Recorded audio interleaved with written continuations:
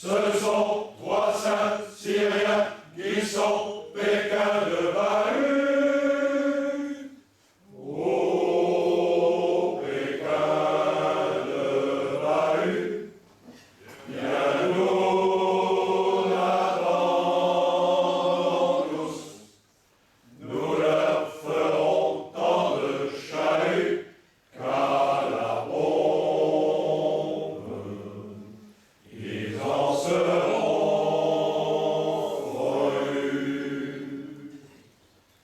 Un soir, dans une nocturne immense, 600 martyrs étaient assis.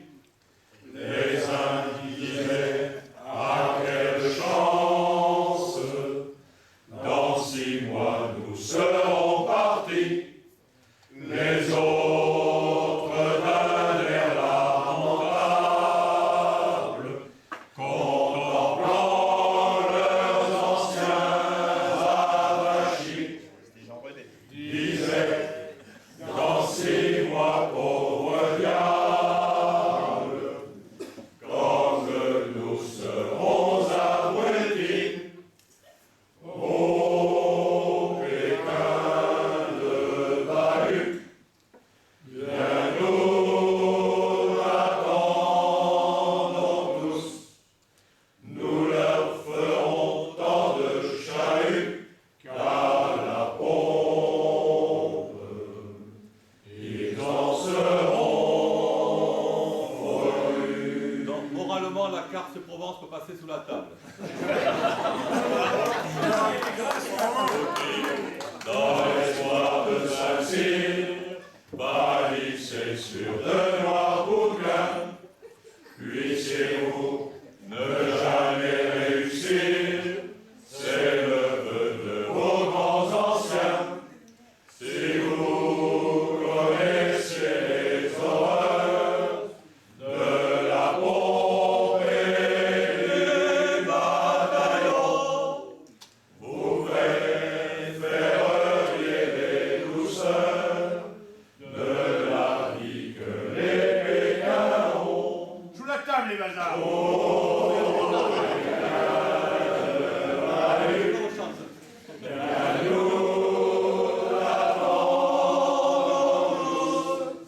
Nous leur ferons tant de chahuts qu'à la pompe, ils en seront revenus.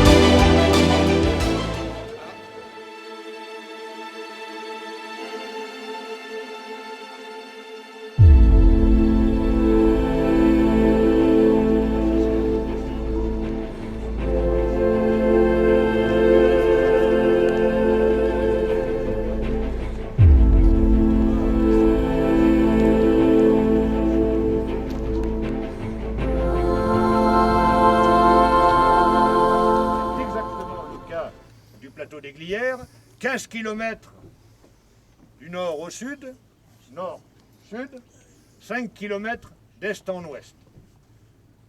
Une sorte de forteresse naturelle composée en fait de 3 à 4 sous-ensembles. D'abord la partie centrale, nous y sommes, col des Glières, altitude un tout petit peu moins de 1500 mètres, complétée par une partie qui est derrière, où la crête là-bas, où vous voyez quelques sapins qui se découpent dessus, qu'on appelle la plaine de Dran avec Notre-Dame des Neiges, et puis des appendices. Au-dessus, en fait, une sorte d'autre plateau qui est au-dessus de cette crête, la montagne des Auges, avec un belvédère extraordinaire sur le massif du Mont-Blanc et les Aravis. Dans cette direction, quand vous êtes monté, vous allez laisser à votre droite un grand vallon qui monte, le vallon d'Ablon. Il amène vers des crêtes qui sont celles qui dominent Annecy, le Parmelan. Et puis derrière nous, une crête qui sépare d'un autre plateau, qui s'appelle Champ-Laitier, extraordinairement préservé, il n'y a pas de route d'accès, beaucoup de chamois, de choses comme ça, et un univers pastoral qui n'a pas beaucoup changé depuis des décennies. Cette sorte de forteresse naturelle, du coup, est limitée par des vallées extrêmement profondes. Dans cette direction, c'est ce qu'on appelle la vallée du Borne, qui, comme son nom l'indique, descend du Grand Bornand, la Clusaz, et amène vers la grande vallée de l'Arve, Bonneville, si vous voulez. De l'autre côté, la vallée du Fier, c'est celle qui, là aussi, vient de la Clusaz, mais passe par Thônes et rejoint Annecy. Mais pourquoi diable un tel aura? Serait-ce une opération de com qui a bien fonctionné? Peut-être. Appartient à cette famille l'orchestration dès l'époque. Dès l'époque, c'est Maurice Schumann à la radio de Londres qui proclame « Il y a 3 pays qui résistent en Europe. La France, la Yougoslavie et la Haute-Savoie. » Et qui tous les jours, en rajoute. Pourquoi? Parce qu'on est dans ce moment, en février, mars 1944, où le général de Gaulle a un besoin impératif vis-à-vis de Roosevelt de montrer que les forces qui sont derrière lui ne sont pas les maigres forces, eu égard à la puissance américaine de la France libre, mais que derrière, il a le peuple de France. Et donc cette affaire-là, elle tombe en or massif, d'où l'orchestration par Maurice Schumann. Et puis, il y a, et surtout aujourd'hui, beaucoup plus qu'à notre époque, je me tourne vers les Bernard, c'est le chemin qui a été parcouru depuis est saisissant, beaucoup plus qu'à notre époque. Aujourd'hui, je crois que les enseignants, notamment, tous ceux qui sont détenteurs d'autorité et qui se rendent bien compte que notre pays, s'il continue comme ça, court à de graves difficultés, que notre pays, plus que jamais, a besoin de valeurs communes qui s'imposeraient à tous. Et très nombreux sont ceux, que ce soit les enseignants, les politiques et autres, qui ont compris qu'on avait là un certain nombre d'ingrédients tout à fait exceptionnels qui nous disent, au fond, aujourd'hui, pourquoi nous voulons vivre ensemble. Et ça marche de façon exceptionnelle, j'y reviendrai tout à l'heure. Et voilà, c'est qu'au-delà on le verra, d'une certaine modicité des fêtes, il y a une extrême richesse des symboles, des valeurs dont ce site est porteur, et en plus avec un cadre qui est relativement attractif. Je n'épilogue pas sur le tragique mois de juin 40. Sauf, quand même, pour rappeler, parce qu'on l'a peut-être oublié, que cet événement qui est le plus tragique dans l'histoire de France depuis la guerre de 100 ans est une plaie très profonde dans l'inconscient national, et pour s'en convaincre, il suffit de considérer, de façon un tout petit peu caricaturale, qu'au mois de mai 40, la France est une grande puissance, une des grandes puissances, contestée par personne. Et son armée est jugée invincible, elle fait référence, plus que l'armée américaine aujourd'hui. Et à la fin juin 40, il n'y a plus d'armée, il n'y a plus de France. L'immense désarroi qui s'empare des gens, et ce d'autant que 1 600 000 hommes ont disparu. Ils sont sur les chemins des stalags, morts, que des centaines de milliers de gens sont sur les routes. Dans ce paysage-là, on comprend aisément que le 17 juin 40, quand par le seul moyen de communication qui existe à l'époque, on entend la voix du dernier maréchal vainqueur de la guerre de 14, qui dit « Je fais don de ma personne à la France pour lui éviter des malheurs ». J'ai entamé avec l'adversaire les pourparlers pour arrêter les combats. On s'accroche à lui comme à la bouée de sauvetage. Courant 43, Valette d'Ozia évalue à 3000 hommes l'effectif des gens qui sont là. Ils sont généreux, ils sont encadrés donc par les gens du 27, mais il y a très peu d'armes. Très peu d'armes.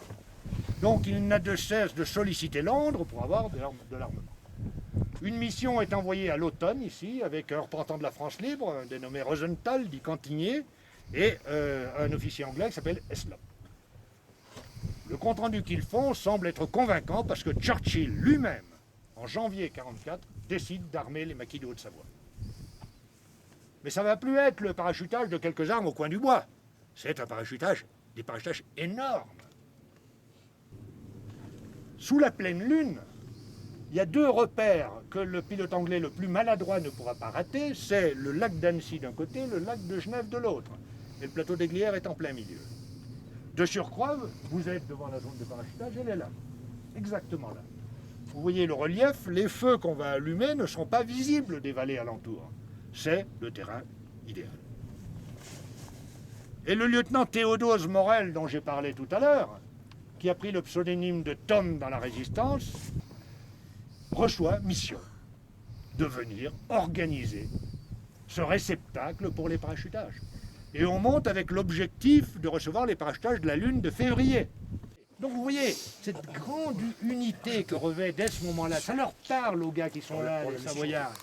La deuxième forte parole, c'est ici, il n'y a plus ni armée secrète, ni francs-tireurs partisans, ni républicains espagnols. Il y a l'armée française.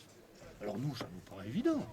Sauf que, vous voyez bien, avec le recul, la signification qu'on peut lui donner, ça veut dire que l'armée française, elle se définit au-delà de tous les clivages idéologiques et politiques. Donc la France, c'est au maître que dans les semaines qui suivent, les maquis se reconstituent, et le 1er août, ici même, en plein jour cette fois, 3000 hommes des maquis de toute la Haute-Savoie sont réunis ici pour accueillir d'énormes parachutages, et la Haute-Savoie va se libérer seule par les seules forces de la résistance.